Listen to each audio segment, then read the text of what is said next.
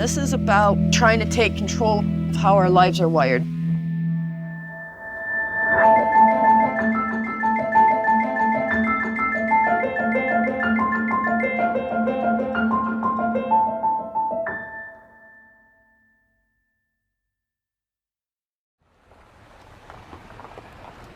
In these backlands of northern Guatemala, you can actually see where the energy grid stops. The power line runs by the road until suddenly it just doesn't. And out past this point, people's homes work without the modern conveniences that most urbanites take for granted. So it may be easy to look at this family's homestead and think it's a picture of the past. Except for one small thing. That little square on the roof there, it actually may be a window into the future of powering homes no matter where you live. The price of a solar panel has fallen 80% in the last decade, to the point where now around much of the world it's the cheapest way to generate energy. This family's solar panel powers a cell phone charger, a TV, and most important, lights at night for the kids. Cuando ellos hacían su tarea de noche con foco o con candela. Entonces con la luz pues todo cambió. A few years ago, a company called Kingo started giving out solar panels, batteries, and bulbs in rural Guatemala.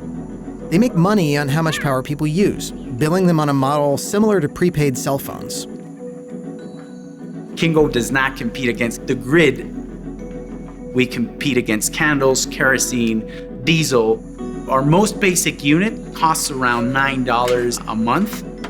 That's around half of what candles cost. We envision these communities leapfrogging the traditional grid. Rural Africa, there's not a telephone pole to be seen because everybody, their first phone was a cell phone, and it just went right over all of that. Much more importantly, the same thing now seems to be happening with energy.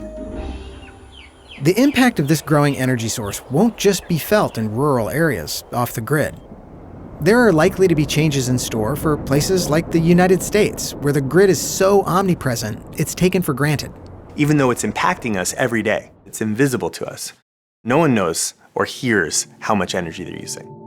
I can say, oh, the average household in the US uses 30 kilowatt hours per day, but it's fairly meaningless. And because you don't see it and because you don't hear it, it's really easy to just use it. You've got a socket on the wall, and that's where electricity comes from. But of course, that's not where electricity comes from. It comes from going someplace and blowing the top off a mountain, collecting the coal and taking it to a big, huge power plant and burning it in a huge boiler, and then taking the power that comes out and running it over hundreds of miles of power line. All of that to accomplish, drying your clothes. And it's an important thing to pay attention to. Energy is central to everything that we do, right?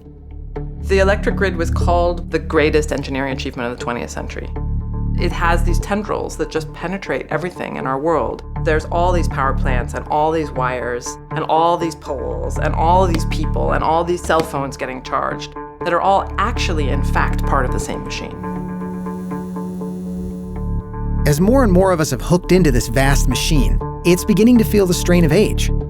At the same time, the interconnected grids face mounting security risks from hackers and terrorists, not to mention increasingly extreme weather. Yeah, you don't trust the big entity to function the way it should because it doesn't. Even in places where utilities are working relatively well, there's still power outages all the time.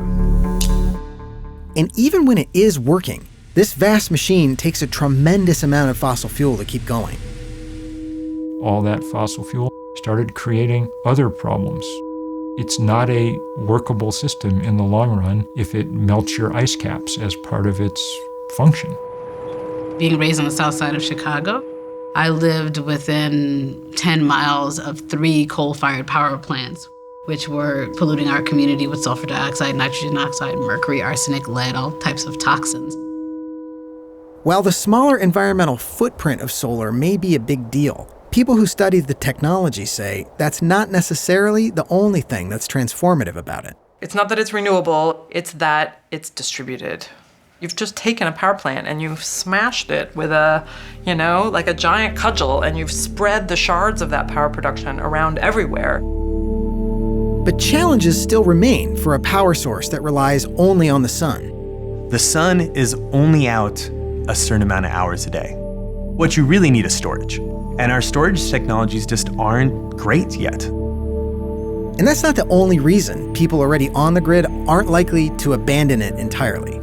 As it stands, the grid is still cheap and easy for the people it serves.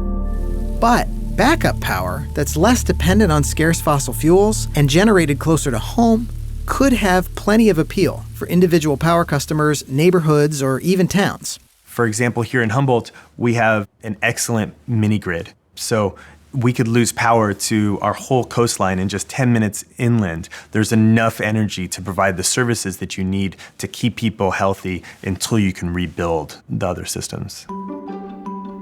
To encourage people to embrace solar, places like Michigan give tax credits, which make it more affordable to supplement grid power with solar or even build homes capable of going off-grid entirely. In the town of Ypsilanti, a lot of these homeowners hire Amy Strutz to do the wiring. Most of the people that I deal with, it's a financial decision. Some people it's a green decision, and some people it's a combination. So you could do up to probably 29 panels. It's an 8.55 kilowatt system. Right now, you're constantly throwing money at that power bill. This is not a Republican, Democrat, a red state, blue state thing. It's about being in control. They're wanting to be responsible for their own power. They wanted to be responsible for themselves. Amy is building a new home of her own around exactly this idea. My house will sort of be the house of the future because it's going to obviously have a lot of solar on it. I love building. I love having the control. I do like control. I'm a control freak to some extent. And for rural communities untouched by the grid, making your own energy could mean an entirely different standard of living. More than 1 billion people don't have access to electricity, which means they don't have access to the world that you and I inhabit. 100 years from now, people will look back and shake their heads in wonder at the thought that people could be deprived of energy simply because they were poor. That's crazy. And it's not going to happen now because the solar panel is going to intervene. So once you have distributed renewable energy, inexpensive, and distributed high-speed internet, you can do anything in a rural community. As soon as it's possible, Odilia Arana Ochoa has her sights set on getting one more appliance for her family, a refrigerator. And in the future, she hopes her kids won't have to stop there. Que haya más fuerza de energía, más sabiduría, más conexiones, porque aún está excelente, pero necesitamos un poco más. What is the future of home? I think that it's up for communities and individuals to decide. And what excites me is being part of creating a world where communities have the resources they need in order to invent what their homes are going to look like, to invent what their infrastructure is going to look like.